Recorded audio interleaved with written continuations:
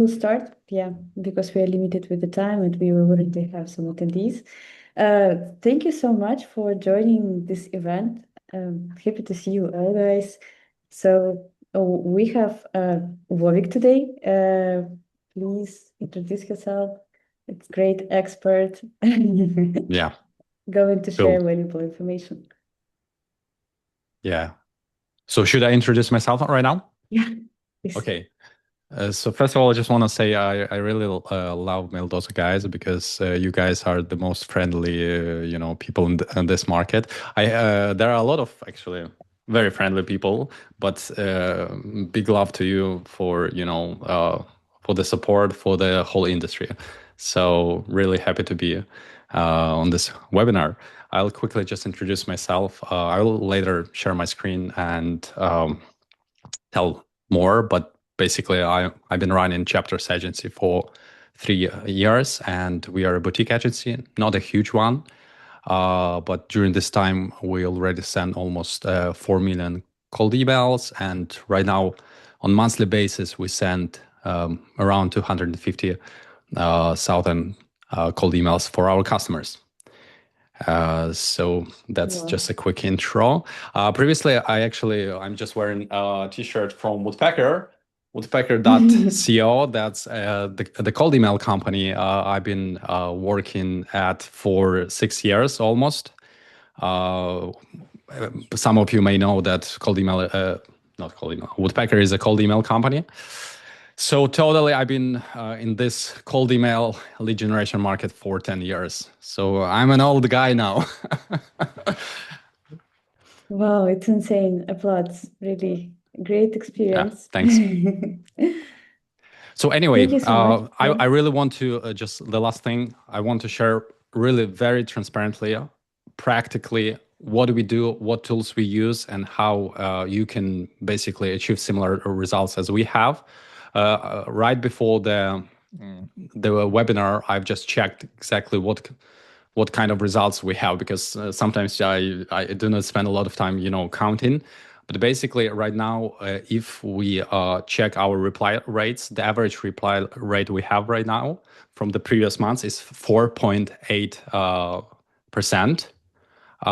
When it comes to the replies that we get in from people specifically, not from all the emails that we send, but specifically from prospects. Yeah, so I think it's a pretty good achievement, and I'd like to share how exactly we do this today. Yeah, it's awesome. Absolutely. Well, Vovik, thank you so much for your introduction. Excited to hear material that you've prepared to us. Let me introduce myself as well. My name is Tatiana Diaz. I'm the head of account executive team at Maildoso. And we help B2B companies to solve the biggest challenge in outreach, which is achieving up to 95% of deliverability, scaling, but without overspending. And before we dive into the hot topic that we are going to discuss, I'd love to share some 2025 updates that we've released this year. I hope it will be interesting for you because there are some nice features improving deliverability and yeah. So let me share my screen.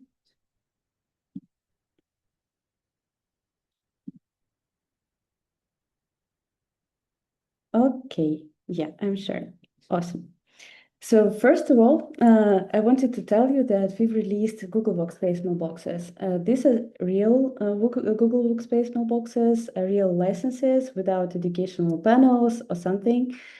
And currently, you can subscribe to Maildoso and get the benefit of diversification your setup, having one of the best MAP SMTP provider and Google Workspace mailboxes under one subscription.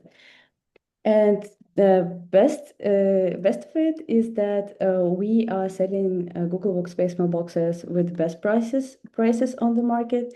So I would highly recommend you to check out our pricing because it starts from 1.9 per Google Workspace mailbox in combo.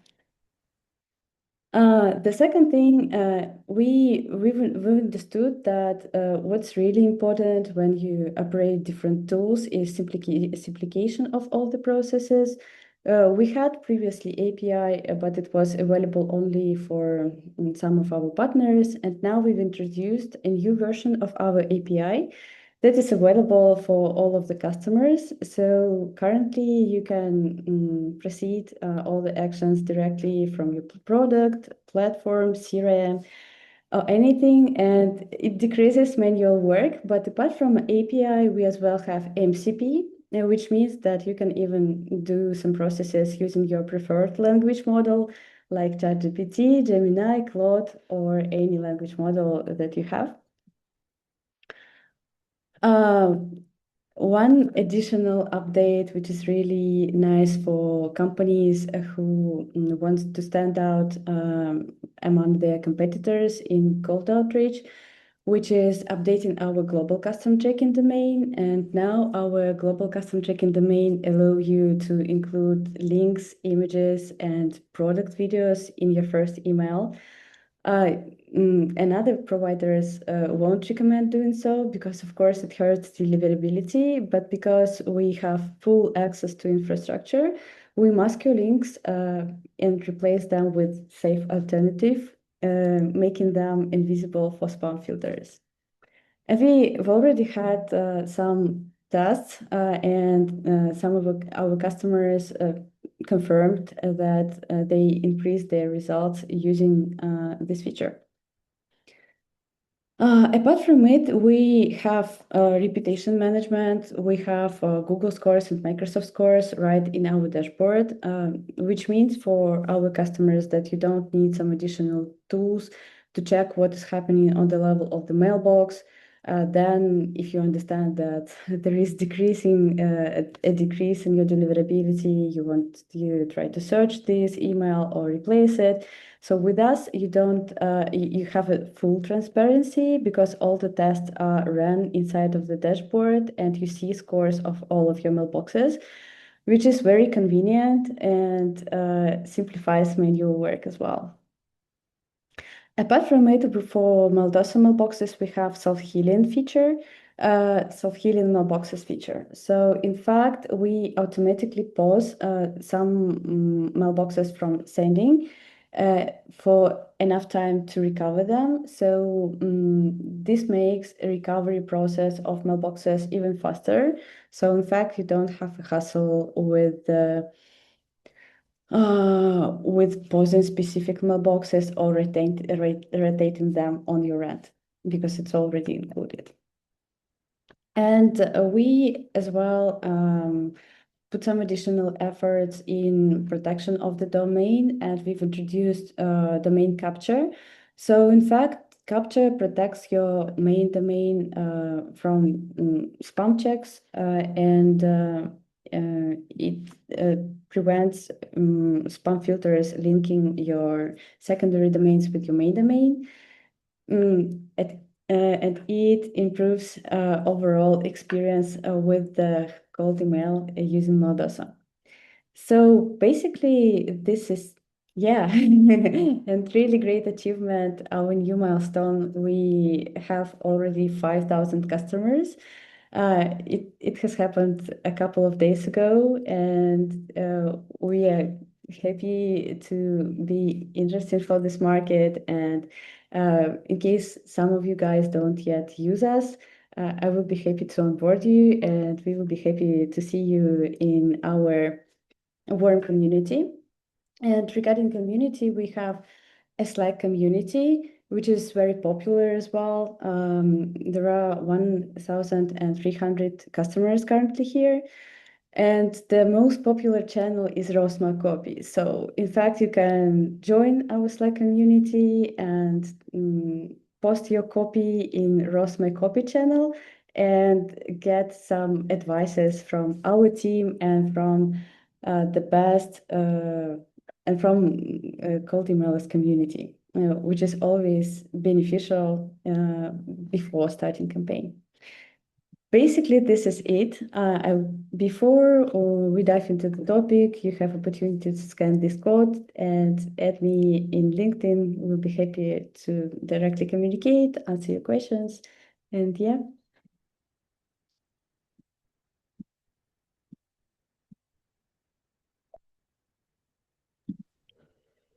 So, my introduction part has finished.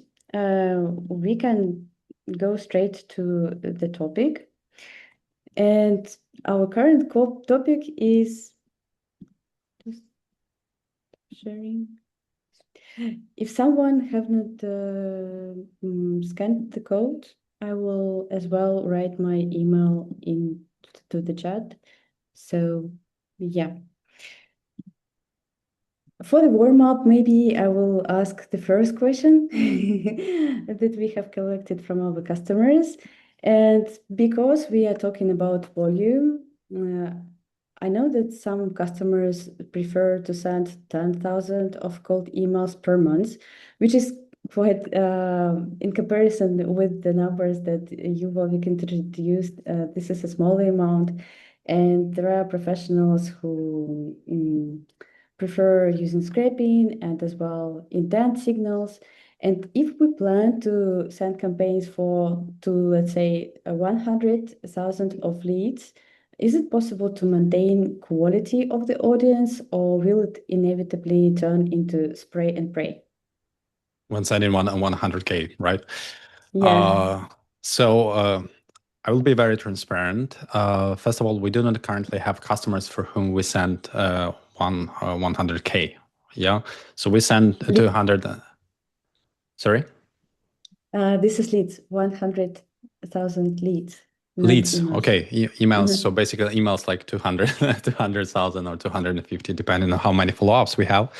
Yeah. But basically the whole number of emails we currently send is generally less than we've been sending 2 years ago, because 2 years ago we've been heavily using, Mailgun, SendGrid, and so on to send huge numbers of emails, and we've been sending twice more, and we had maybe less customers. But now we still send significant volumes, but for each customer, I would say the average number of emails we send a day, I think it's around 1,000, including follow-ups. So when it comes to prospects, how many prospects actually enroll into campaign daily, I would say that's something like 500, 600. So it's difficult to count because it includes follow-ups, right? So quality first, always. Like practical example, we have one customer. It's a media business from New York, and they were always pushing like, Vovik, let's send like 10,000 emails a day, or let's say 5,000 emails a day, and so on. And I was not feeling okay with this strategy, inside of me. They were, paying for the infrastructure, and I would say, okay, guys, you pay for the domains, you pay for the mailboxes, let's go, let's do it. But inside of me, I was thinking that there should be a better way than just, as you said, spray and pray approach. And then I started, playing with strategies, changing the content, changing the targeting, different angles.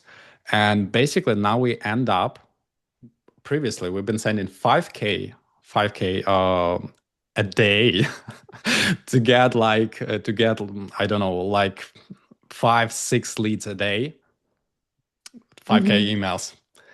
And now we get the same amount of 5-6 leads a day, sending I would say a little bit less than 2K. Why?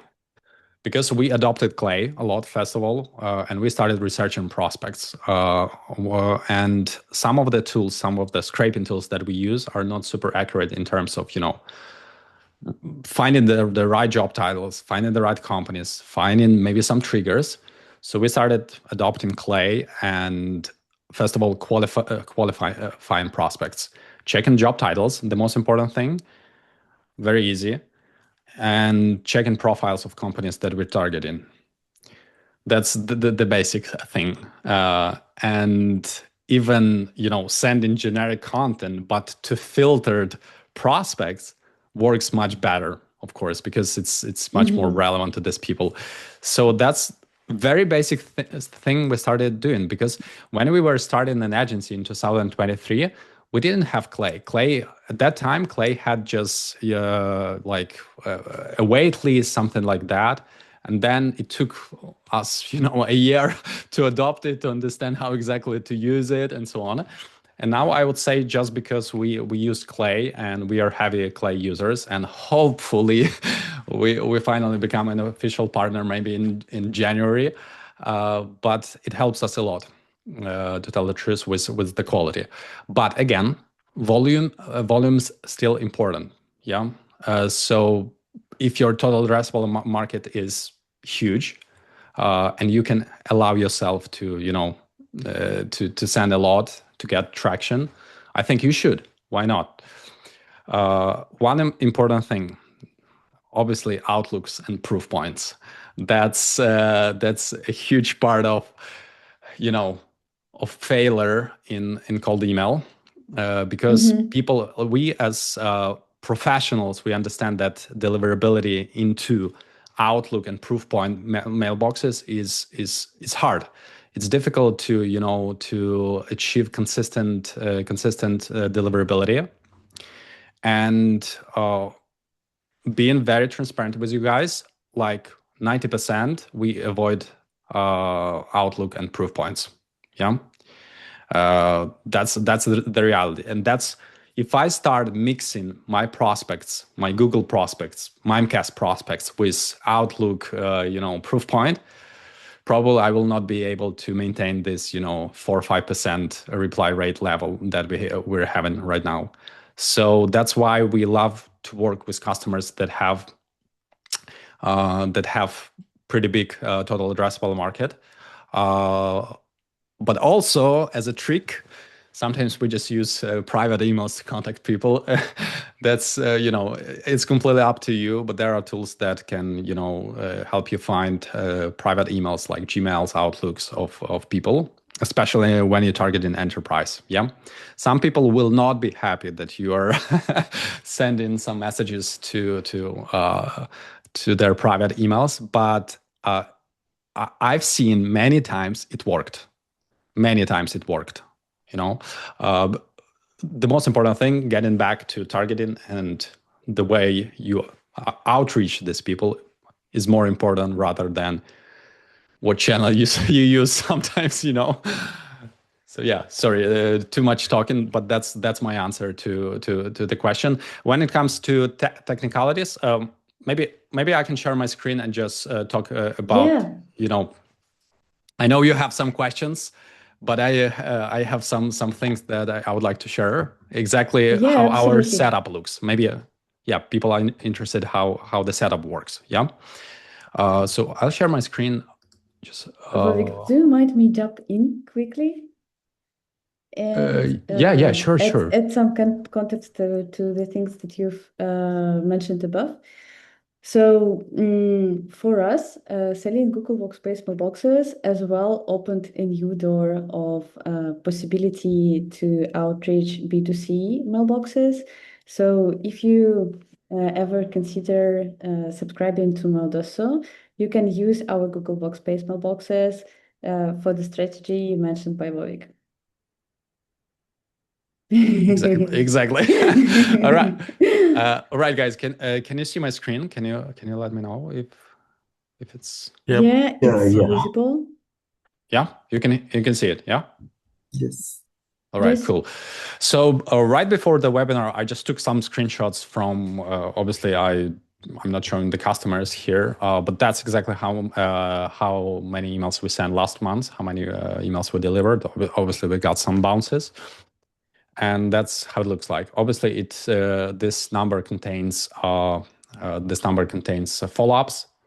That's why if you start, counting here, you will see that the reply rate is 2.4%, but it's not the number of prospects. If we just count the number of prospects, it will be, twice higher. So that's just as a proof to show you guys how our campaigns are actually performing. I took some screenshots. That's some screenshots from our event clients, some other clients. So as you can see, we're achieving 5.6%, 4% here, here 1.8. This one is 4.7%. These are the type of results we're getting. The next one, 7%. This one is actually great. You know, that's event. It works pretty well. This one is probably loan provider, and yeah, 4%, 6%, 8%. You know, you still can get good results. All right. So what setup we use to get this kind of results? So first of all, let's start from the infra. So we currently we use, I would say 70% of our infrastructure is Google Workspace account and Microsoft 365 purchased via a reseller. So we purchased this account before Maildoso actually introduced this reseller option. So I haven't got a chance to test Maildoso Google accounts, but that's one of my priorities next month for sure, after holidays. And when it comes to SMTPs, we have Maildoso, and we also use competition, Mailreef. And we currently also try an infra-mail, but I don't have information, not sure how it performs. So we have these three options that we checked, and that actually works. So Google and Microsoft 365 through good reseller, whether it's Maildoso, sorry to mention Zapmail, or it should be just checked good reseller, and they should have a good panel to manage all these mailboxes. That's very important thing, because later when you connect this to your sequencers, you might get some problems. So make sure it's a good reseller. And yeah, Maildoso and Mailreef, these options, we checked them. They work, especially when it comes to Maildoso. And that's when I was talking to guys, to Maildoso team, I told them that I will be very transparent. And Maildoso is actually one of, not one of, probably one provider that using their mailboxes, we had some success with Outlook and Proofpoint mailboxes, and getting replies from people using Outlooks. And I'm not saying it was like 100% consistent, but we've been getting replies from Outlooks via Maildoso specifically. Maybe it's just because of these accounts were more mature. Difficult to say because we haven't analyzed it deeply, but we didn't have such results with any other mailboxes we've been using. Even with Microsoft 365, it's really difficult to get into Microsoft. Microsoft, actually, that's a myth. Some people say that Microsoft to Microsoft may work better. Never. I never seen that, to tell the truth. But anyway, these are ESPs we've been using. What we also use, it's very interesting. So, like 2 years ago, I've been really I've been sending really huge numbers of emails. Why? Because I've been using SMTPs. I've been using Mailgun a lot. To tell the truth. And Mailgun, actually, what is very interesting, Mailgun was working well with Folderly. Folderly, it's like a premium, it's private network warm-up tool. It means that they do not have the community of people that connect mailboxes and exchange all these warm-up emails. Folderly, actually, that's the tool, and they have their private infrastructure. They purchase these business accounts, and they have all these bots. I don't know exactly how they do this, but it's like super expensive tool. And I remember I was paying them at the beginning $100 to connect one mailbox to warm it up. And I was just thinking, oh, it makes no sense to connect a Google mailbox that will be sending just 30 emails a day. Maybe I could use, for example, Mailgun. And I connected Mailgun to Folderly, and it's been warming up the Mailgun accounts, and I've been using Mailgun accounts, and one Mailgun account was sending like up to 1,000 emails a day. And for some clients, I've been having like 10 Mailgun accounts, and I've been shooting this email like crazy. But like a year ago, something happened, and if you are in cold email industry, something happens all the time. So something actually happened, and this setup stopped working, you know.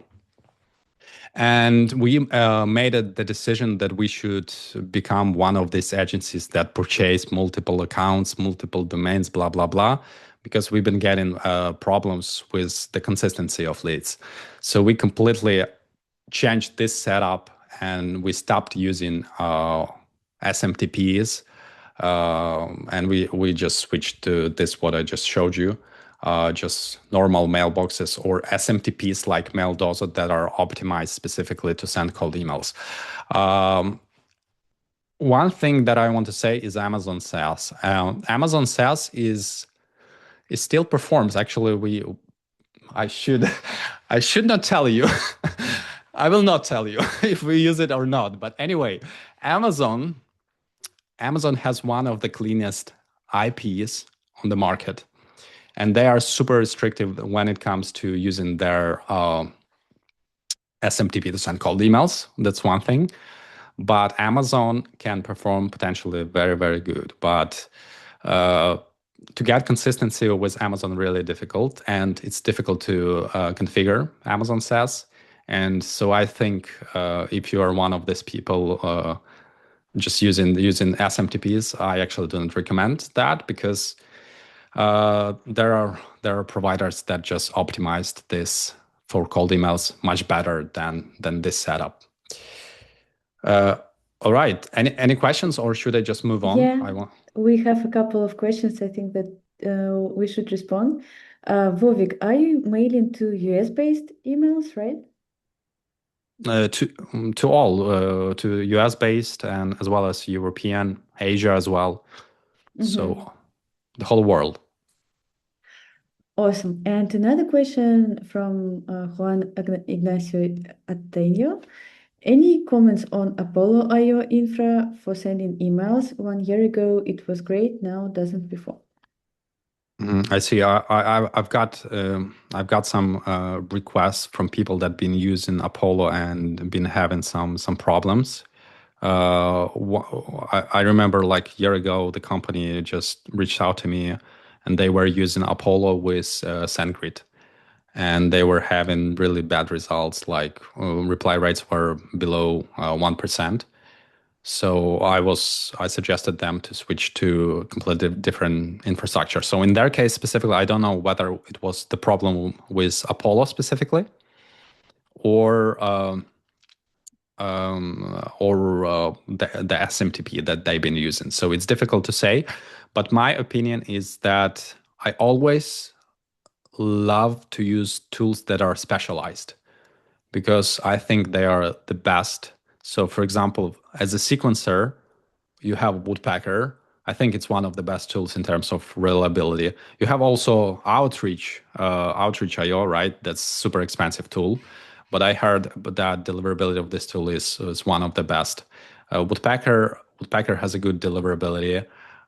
When it comes to tools, SmartLead, I think SmartLead is decent. I think general SmartLead is better than Instantly. But anyway, that was not a question.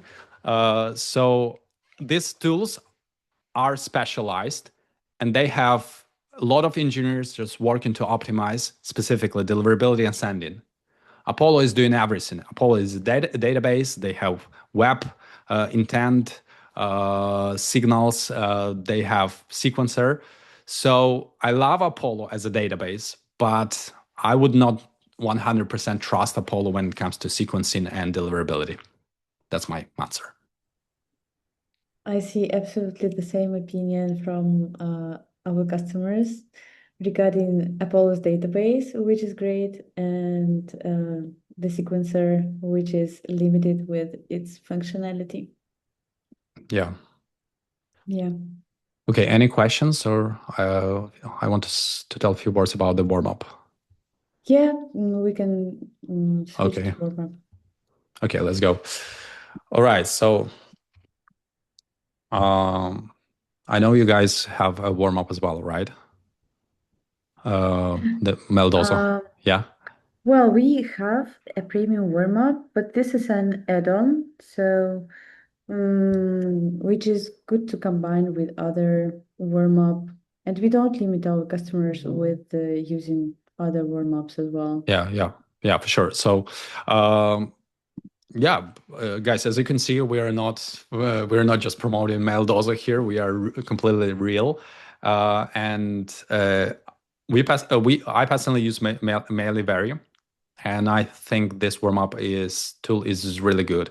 As I mentioned before, I've been using tools like Folder and Worm.io, and I've spent on these two tools, almost $20,000. I've been using Folderly maybe 1 year, something like that. I think it's near $20,000, maybe more, maybe a little bit less. But these are considered like premium warm-up tools. As you can see, in the end, I've launched. I've just simply moved on with Mailivary, and I know these guys, and I sincerely recommend Mailivary, to tell the truth. Why? Because first of all, the warm-up actually works. How I check whether warm-up works or not? Just checking if mailboxes are actually recovering. That's the most important indicator of good warm-up. Once we have a mailbox or domain that let's say you just created a mailbox on a fresh domain, you warm it up for 2 weeks, and then you started sending cold emails. And then after 2-3 weeks, your deliverability started to drop. Your response rate goes down, no leads. That's the moment when the warm-up is really important. And some experts on this market, they recommend just to throw away these mailboxes and forget about them. And there are such practices. I'm not doing such things. I just stop any outreach from affected mailboxes. I keep it connected to Mailivary all the time. I give it like 2 weeks. I can hear the feedback. I can hear myself right now. Check. Okay, it's cool. Thanks. So I keep it connected to Mailivary for typically 2 weeks. Should be enough for the mailbox to recover. It depends how affected it was and what kind of spam you've been sending from that mailbox. But after 2 weeks, it should recover, and over time, this mailbox and domains should get more consistent in terms of deliverability. And that's what we see, because we have customers that have been working with us for 2 years and more. So our infrastructure is really mature. And right now, I can tell you, and that's a good news for you all that having some problems with deliverability. When you have mature infrastructure, you can even send some, sorry for this word, shitty content, but still, somehow land into the main inbox. Why? Because it matures over time. So it's important not to throw away your mailboxes. Keep them connected to tools like Mailivary. Some tools are warm-up tools. When it comes to warm-up tools, to tell the truth, I have mixed emotions, to tell the truth, because as I said, I've paid a lot of money, and sometimes it was disappointment, to tell the truth. So you should be very careful. That's something that I checked. I also do not believe into cheap in cheap warm-ups like Instantly or Smart Lead, to tell the truth. The experience that I had with Smart Lead specifically, we've been getting a lot of bounces. They have a huge network of mailboxes. Sometimes they are bouncing, and it's not good for your mailboxes. The warm-up pool should be clean, and I know that Mailvery are actually doing a good job. You can try Maildoso warm-up as well. I can't say anything right now, but that's something that I would like to try as well. Let me know if you have any questions on the warm-up. I can tell exactly how our warm-up process actually looks like. Do you want to hear? Yeah, absolutely. We have some questions regarding the Okay. database. If you don't have slides dedicated to database, maybe we will respond to them. Yeah, sure. I don't have any slides when it comes to database. Mhm. Uh, so We so if have yeah. we have question from Javed Khan. Which tool do you use for B2B leads database? Apollo? I use two tools, Apollo and Visa. These are sometimes Clay, but Clay is expensive. Apollo, I think in terms of cost effectiveness, Apollo and Visa, these are like, that's my choice. Apollo has really good filtering, to tell the truth. When it comes to, if you, for example, pick a specific job title and you choose some kind of filtering industry, I would say Apollo is not perfect, but it's decent. So, and you can get pretty good plans with Apollo. So definitely Apollo for business emails. Visa is great because Visa is real-time email extractor, let's say. They have like a database, more like static database like Apollo, but every time you source contacts using Visa, it's, maybe let me just put it here. So we use Visa, and Visa is good for real-time enrichment and email search. You can use it for the LinkedIn email extraction, or just use their database. So that's definitely a good tool, and obviously Apollo. Inside of Clay, sometimes we use Ocean.io, and sometimes Ocean.io, that's for lookalike search mainly. And we use Clay for sourcing emails of local businesses. Wow. You have a robust setup. Yeah, basically three main tools. Yeah, and we as well have question from Maha. How effective? Sorry, guys, if I pronounce your names wrongly. I do my best, but sometimes it can be mistakenly. So, how effective are pre-warmed inbox offered by Instantly and others, if you used any of them? Warm-up. Pre-warmed inboxes, so I pre-warmed see. emails. That's something that we haven't implemented, to tell the truth, maybe just because of not willing to spend more money. Because typically they are more expensive, and sometimes you need to pay the price of, like, you would purchase it directly from Google. So when you purchase Mailbox from Google, you pay how much? Like $8. So Around $8, yeah. yeah, pre-warmed up mailboxes, typically they are much more expensive. So you said that you are offering mailboxes for like almost 1.9. 1.9, like $2, right? Yeah. So that's a crazy good price. And maybe I would just focus on just, maturing these accounts on my own, just using the warm-up tools rather than, overspend. Because we are not kind of agency that is super expensive. You have a lot of agencies that pretty much do the same thing as we do, better or worse. But some of them charge like 5K, 6K per month. We are not that kind of agency, so we need to, to be cost efficient as well. But the most important thing is that our process works.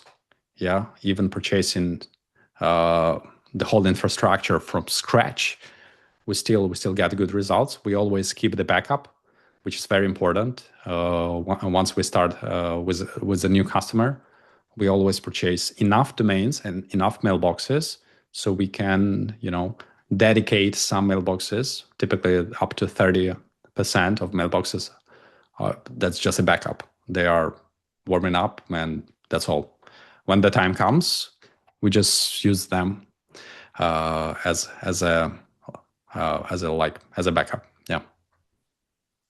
Back in half of a year ago, we as well recommended to our customers to get 30% more mailboxes just as a backup. And with introducing self-healing mailboxes, we just don't do it because we do this rotation on the back end. So because we've noticed this practice of our customers who just divided their mailboxes into two batches. One of them was sending during 2 weeks, and another one was on the warm-up, and they did rotation, and we just understood, wow, this is something we need to implement on the back end. That's So actually yeah. an amazing thing. That's very, very, very good thing, to tell the truth. We still doing this a lot manually, so I think it's a good time to try this feature. We are really old school, to tell the truth, because we still do a lot of manual things. And if Vasil, our infrastructure manager, is here and hearing me, I just want to say hello. He's doing a lot of manual work, to tell the truth, and we still need to optimize when it comes to automations and things like you just mentioned. I will be happy to help you with the implementation Okay. of the process the way we can. All right. Okay. And there is another question about Audience Lab.io database. Have you ever used it? Which database once again? Audience Lab.io. No. Never heard about it. Okay. Yeah, any other we questions? can come back to no other questions. No questions. Right. I Okay. have mentioned everything. I hope people are staying with us. Yeah, but they do. But there is all right. one actually question from Samuel. How are you scraping leads from Apollo? But I think that that you've mentioned Visa, and Visa scraps leads from Apollo, right? No. That's that's not the setup. I have just a normal plan in Apollo. So I just go to apollo.io. I log in there. I do my filtering in Apollo, and I create the list, and then I just extracted it from Apollo normally. So I know there are a lot of Apollo scrapers. I know there are things that, some alternatives, maybe more cheaper alternatives. I don't use it. I just go normally to the tool. We have basically a plan with Apollo, and that's all. The same with Visa. So we, as an agency, we typically purchase annual plans with such tools, right? So typically look for some better deals and better pricing. So yeah, that's the answer. Yeah, we can keep on. Okay. All right. So I think so. We just talked about infra, warm up, things that I tried and worked for some time but stopped working. And all right, when it comes to limits, maybe that's a separate thing I would like to, because that's also important. So our setup is pretty standard for the industry. Once we set up a client, we typically purchase like up to 15 domains. And as I mentioned, 10 domains we can start using like right away, and 5 domains will be a backup. Yeah. And we set up 4 mailboxes with 1 domain. When it comes to what kind of domains we purchase, we typically purchase com domains. Never purchase .co domains, please, because you will be paying up to $40 next year, okay? Purchase com domains, they are good. Sometimes, you can purchase cheaper domains just, as backups, but we exclusively just purchase .com domains. We set up 4 mailboxes, which with each one. Yeah. When it comes to how many emails we send, once the mailbox is ramped up, warmed up, we send up to 30 emails a day from the mailbox. But when it comes to the ramp up, okay, ramp up, yeah. The ramp up process, typically 2 weeks, is just, warm up tool. And you can, for example, add like 1-2 emails in the warm up tool every day until you scale to 25-30 emails, warm up emails. Let me just move it quickly. After 2 weeks, we start typically we keep like warm up 30, and we start from 5 cold emails. So 30 warm up emails and 5 cold emails. And that's what we do for next like 2-3 days. Then 4 days up to 6 maybe days.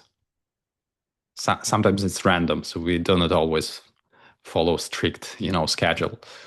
We ramp it up to 8, 10, and then it goes like 14, for example, some random numbers, 16, and till we reach 25, for example. Sometimes we reach 25 and we do not go up to 30. We can go up to 30 if because typically we understand that once we get to 25, probably like next month, some of these domains will need some kind of recovery. So still during the first month, we're still careful with that. But once typically like stages that how to say lifetime, let's call it mailbox life cycle. So mailbox life cycle, once you create new mailbox, let's say it's newborn mailbox. You do warm up, and then you start cold email sequences. From 1 to 3 weeks, this mailbox may be very happy. It's like very good performance.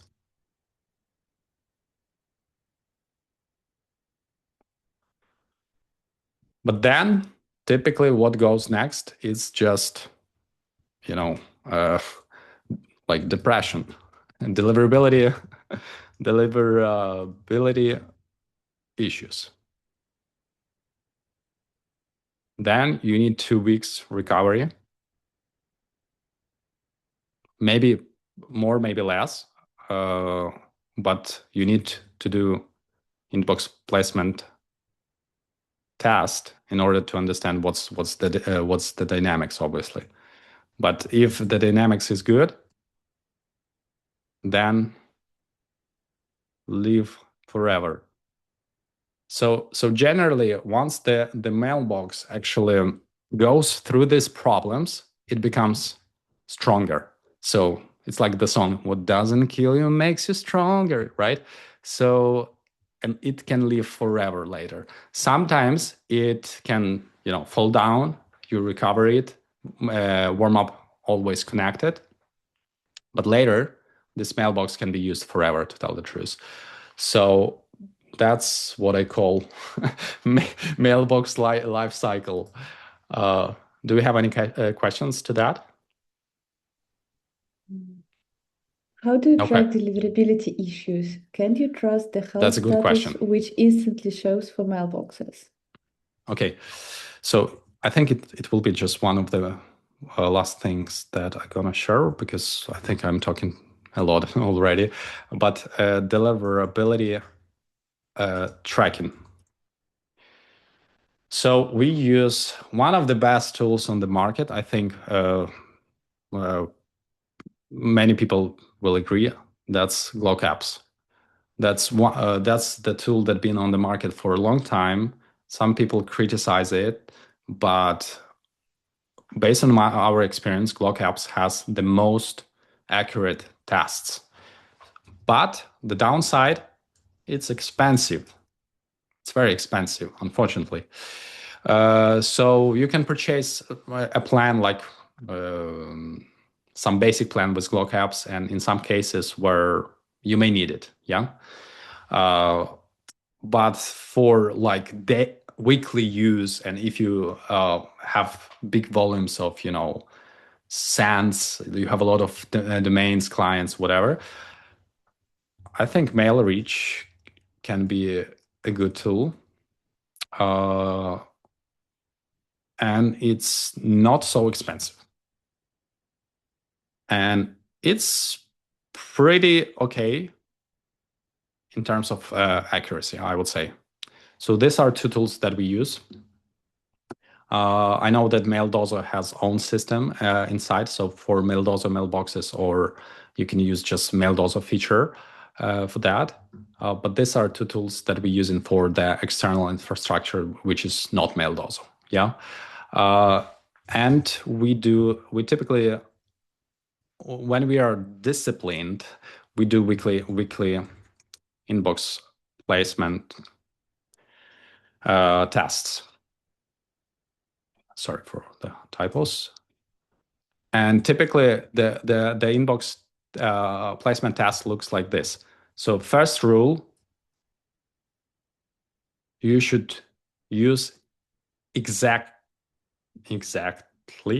the content you send or planning to send.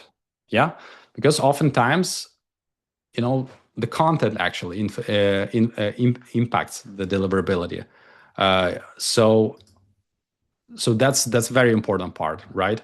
So you should do inbox placement test with the exact content, not just sending, hey Jack, blah blah blah, but send exactly the cold email you want to send, or you currently sending, and for example you see it's not performing. So go and check it with GlockApps, with MailReach. It's pretty straightforward. Just send to those mailboxes that these tools are actually providing, and they will tell you where you actually landed. In most cases, it's pretty much accurate, to tell the truth. So, and what else? We typically, since we have a lot of mailboxes and domains, we typically pick 1-2 mailboxes from one domain, or just one, and we test it. And that's how we test the whole domain. So I know it's not perfect. It's not perfect. Ideally, we need to test each mailbox, because sometimes one mailbox can be more affected, another mailbox may be less affected. But again, since we do everything manually right now, which is not good, and we should change it, we just pick one mailbox from domain, we test it, and it basically tells us whether this domain should rest a bit, or we can keep using this. All right, so I don't know if you guys want me to dive deeper here. Let me know if you have any questions. There is question from Cynthia. I think that Cynthia is one of our customers, Okay. And the question is, would you recommend skipping the slow ramp up when warming up mailboxes and going straight to sending 50, 80 plus warm up emails per day? After how many days of Would you warm up you recommend can? skipping the slow ramp up when warming up mailboxes and going straight to sending 50, 80 warm up emails per day? So the question is to start a warm up Mm. right from 50, 80 warm up emails per day. Right away? Yeah. So Like right away basically, skip? the thing is, yeah, the thing is that what we have mentioned or what we have noticed in Maildoso, I think that Cynthia asked it because our recommendation of the warm up is 50, 80 warm up emails per email account per day. I see. Depending on the warm-up tool that customers using. And the reason for such volume is that we have noticed, because we have access to the whole infrastructure, that the number of Gmail and Outlook accounts in regular warm-up networks is really low. It's around maybe 10, 20%. So when you send 50 or 80 warm-up emails from your mailboxes, in fact, only from 5 to 16 go to the email providers for which you want to Mm. build reputation of your main Hmm. domain. So, Yeah. because we ran lots of tests internally and we sent more than 10 millions of cold emails per day, we ran some experiments and we've figured out that the best results are getting the customers whose ratio among warm-up emails and cold emails is 1 to 10. But because it's really expensive and it Hmm. requires adding some additional tools, that's why we released our own AI warm-up year as well. The closest ratio that we can recommend is to send 50 or maybe 80 warm-up emails per email account per day, and no ramp-up period is needed. You just can start sending this number of warm-up emails from the day first. But Hmm. these recommendations, they are only for Google or for Maildoso mailboxes. For Google Workspace mailboxes, limits that we do recommend are different. Yeah, yeah. So it's totally different story to tell the truth. When it comes whether you use Google, Microsoft, um, or Maildoso, right? If you start sending any emails, whether it's warm up or whatever, like from Google Mailbox, huge number of emails right away. So probably it will be just some admin bans, something like that, right? So there's an admin ban, and there it can also trigger some bounces. I had such situations. So if you use Google or Microsoft, to tell the truth, I would just go with slow ramp up from 1 2 emails up to 30 warm up emails a day, and then also slowly introducing cold emails, because what is really important, that's very important thing, to tell the truth. When you ramp up to 30 warm up emails in your warm up tool, it doesn't mean that after 2 weeks you can immediately send 30 cold emails Yeah. as well. That's very important.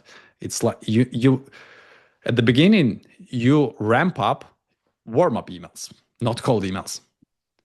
Warm up emails means that you get only positive engagement, but the real world is much more tougher, right?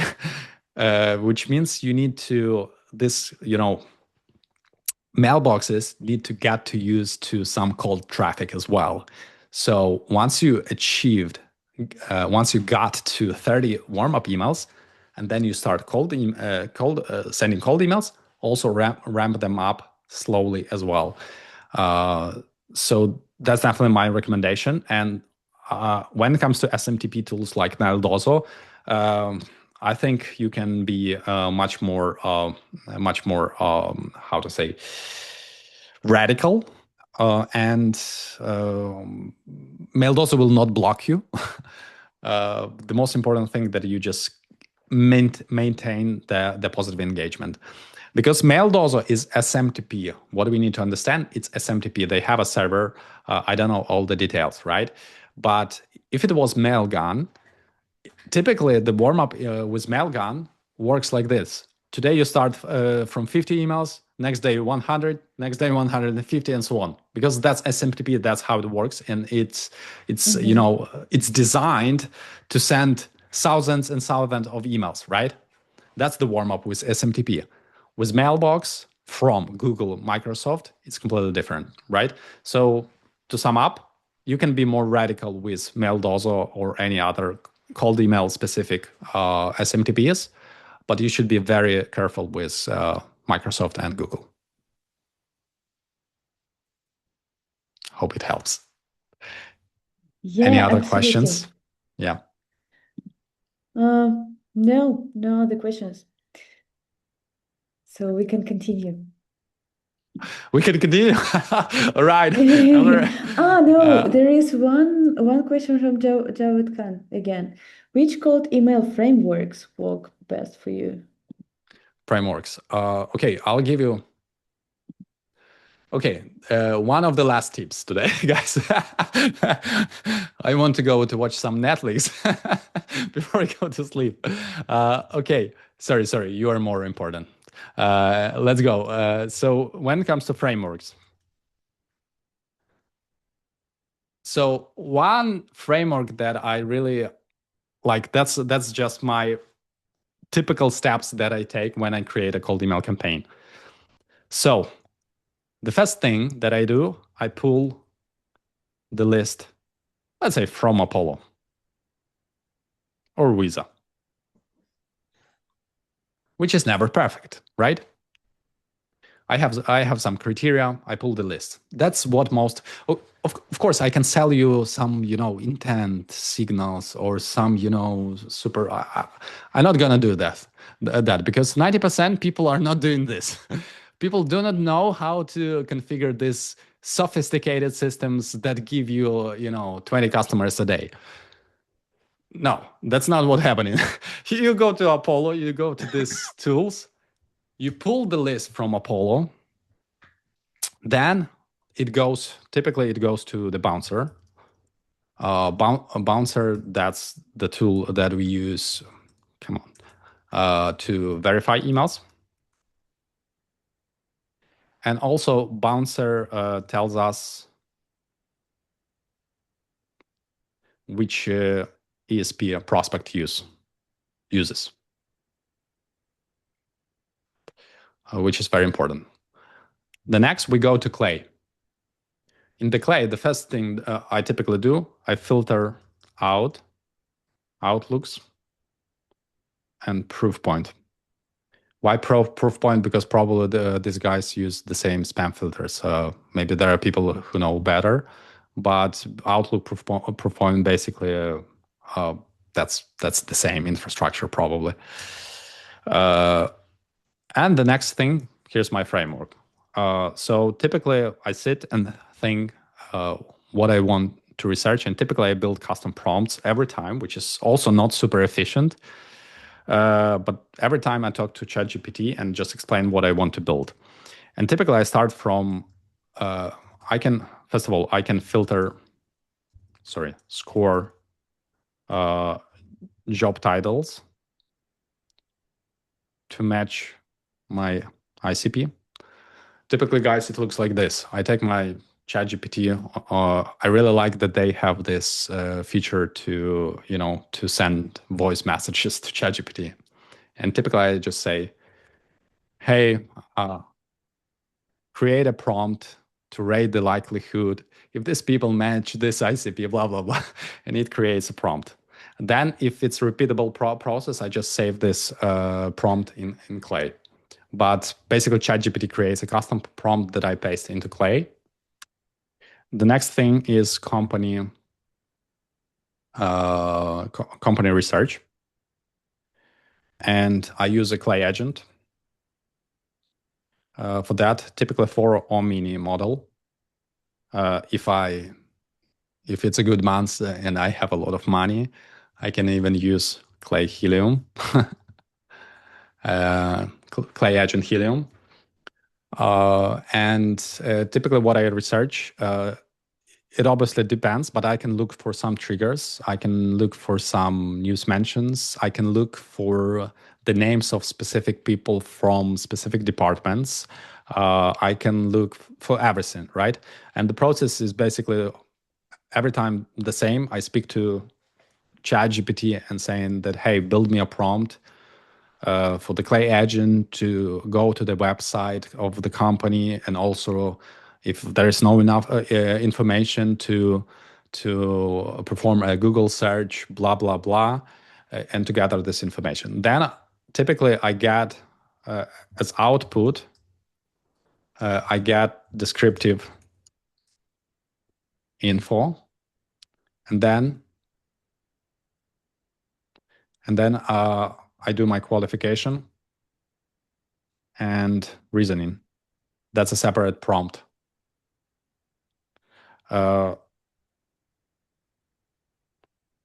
And qualification and reasoning, which in the end, as output, I get score plus I get reasoning on, for example, as an example, the best solution for this prospect. Let's say let's say I do custom software development.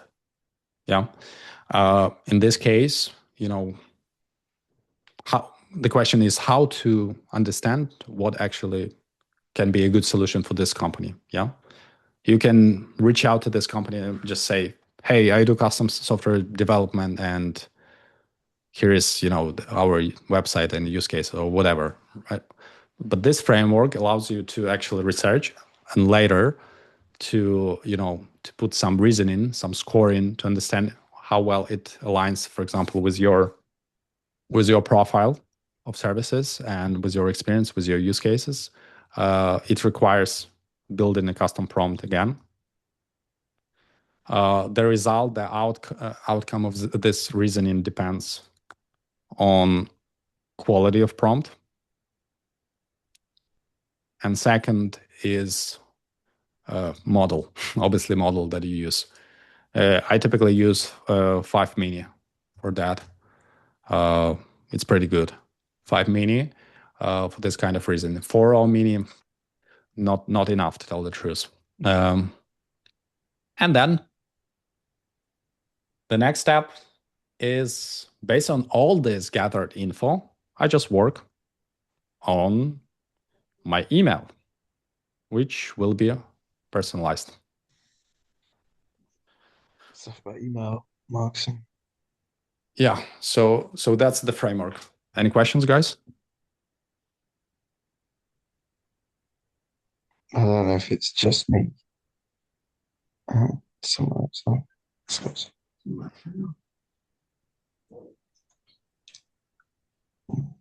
Okay, no questions. I can hear some. Have you worked with any clients in healthcare industry? A question of Samuel.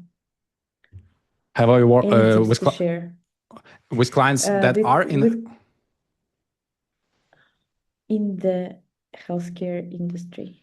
So yes, so first of all, I worked in healthcare specifically. I was for 6 months. I was outbound consultant in medtech startup from Switzerland, and we've been targeting healthcare. So yes, and we've been getting pretty good results, I would say. But it was many years ago. It was like 5 years ago, something like that. Different times completely. Right now we do target healthcare as well. So typically, with custom software development and with some AI solutions. So, and the feedback was pretty good, specifically with smaller companies. When it comes to healthcare and bigger companies, we target pharma we target pharma, a lot of and medical device companies right now for one of our customers. And yeah, we're getting feedback. But that's the customer that I mentioned. We're sending around 2K emails a day, and it works okay, I would say. Yeah. Any When specific tips? when And when can you please zoom out? Because there are some customers maybe wanted to make a screenshot and to see the whole line, which is 6.1. Yeah, a little bit. Yeah, awesome. so And when any it comes to tips tip, regarding healthcare? Yeah. so healthcare, specificity matters all the time. You know, if your email can be specific enough and less generic, it will definitely help you. This framework that I just showed you allows you to create more specific content. In some cases, it won't work, and it will not be, you know, the exact the exact match with the prospect's profile. But in many cases, it can be. So first of all, I would recommend to try this framework. Maybe you already using this, but everything depends on the quality of your prompts and, you know, outputs that you get. What else in healthcare? Depends whether you target in enterprises or smaller companies. When it comes to smaller companies, I mean, targeting founders and CEOs of healthcare companies is great, up to 100 people. And if you're specific, if you're offering very specific solution, I think that works. If it's big enterprises, again, you should target the right people, and they get a lot of emails. So there is huge competition there. You need to think how to stand out. I will not be sharing all the secrets to tell the truth. We just found a ways to stand out in the inboxes, but every time we need to come up with some new ideas to tell the truth. Some things work for some time, and later we just need to come up with some new content. So just think about how you can stand out in the inbox. Maybe any tips about using AI for personalization and copywriting? So that's generally, this framework is a tip. When it comes to AI tips for copywriting, I would say do not rely on AI too much. That's the biggest problem. So people are expecting that AI will do everything, but AI without people is still not good.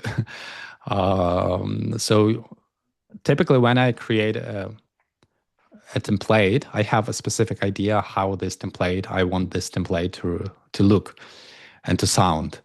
And typically I come up with example template, and there are just certain parts of this email that I want to be personalized. It can be the first line. So let's say you targeting somebody with custom software development. The first line, you can start from just saying that I see you guys, do this and that. But it should not sound like, I see you guys helping small and medium business with your innovative solutions, blah, blah, blah. If your email sounds like that, obviously it won't work. I think it should be like very simple, like, hi Tanya, I see you running, customer success team. It can be, as simple as that. This gets overused a little bit, but it should sound like super simple. Always instruct AI to write like people speak in real life. That's what I always include this into my prompt. Write as people speak in real life. Use simple British use simple American language, and then you just getting back to custom software development. And then you just can share like your solution that you generated with this prompt. You have this reasoning with solution. You have kind of, I call it service mapping. You have some, you mapped some services that can work for them or some solutions that worked for them, specifically for them. And AI generated that, and you can use it in your email, just saying, we can do this and that. And these are very specific things to them, not just custom software development, but let's say it's a healthcare. And you just say, I have some ideas how we can build a system, AI system that does this very specific thing. For example, when it comes to patient platform, whatever, just very specific, which you are taking from this previous prompt. I don't know. I hope it makes sense to you, but that's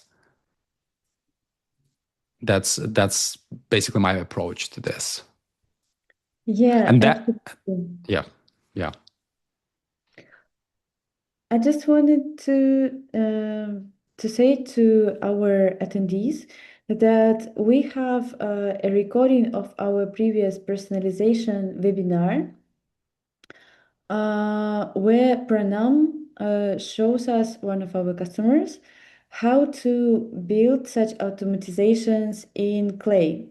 So, and apart from it, how to generate this AI generated copy, but without weird wording like making it too AI generated.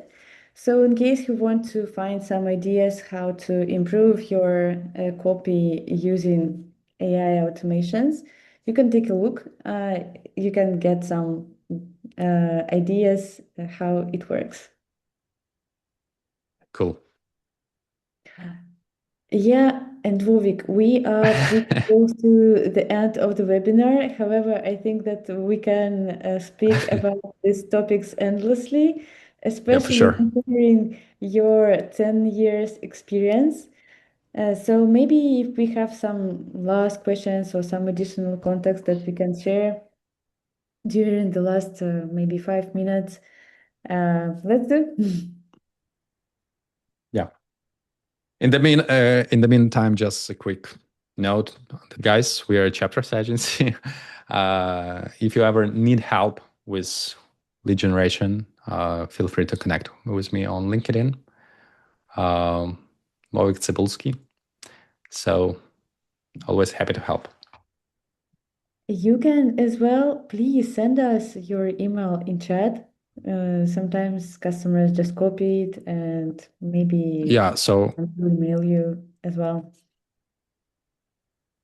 And we will of course tag you in our Maildoso community. Yeah, so just send my email. So feel free to connect. Awesome. And guys, in case anyone, we have one additional question. Do you target B2C audience as well using cold email or only B2B? Sending to their business emails, but for B2C, since mailboxes burn, sending to personal emails really quickly because of the low spam compliant rate for personal emails? So first of all, I don't send to B2C audience. Generally, it's a lot of my customers are actually from Europe, as well. United States, you are not really allowed to send to B2C. Obviously, we send to private emails. I would say, but that's not like 90% of what we do. When it comes to private emails, it's just smaller percentage. We still do this. We do not do this in all the countries. So we definitely would not do this in Europe. We tried, not lying, we tried. But you have GDPR and you should be very careful with that. When it comes to United States, in some cases we still do this. So yeah, but strictly B2C, no, we haven't been doing this. I see the next question. I saw you mentioned Mailivary earlier. Can you explain more about how Mailivary works again? How does it compare to other warm-up tools? So first of all, you can check out how it works. And by the way, you can reach out to me if you're looking for some some coupons. I can share my link, so you can use my partner link to get some discounts on that tool. But mainly very generally. So you just connect your mailboxes. You configure the warm up pretty much as any other warm up tool, and it works automatically. So how it compares to any other tools? I think it's very decent tool. It's very decent tool comparing to even comparing to these premium warm up tools that do not always work. But the Mailivary actually works well for us. Again, any experience with Audience Lab IO database? No, Mike. I didn't have any experience with that.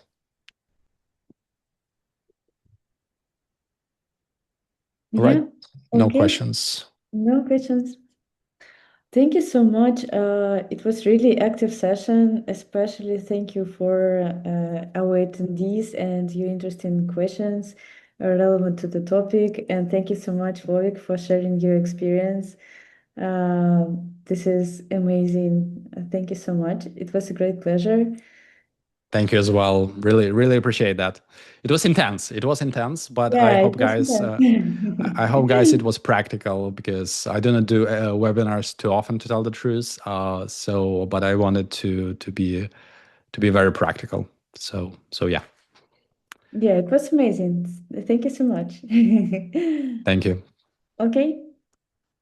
Bye, guys.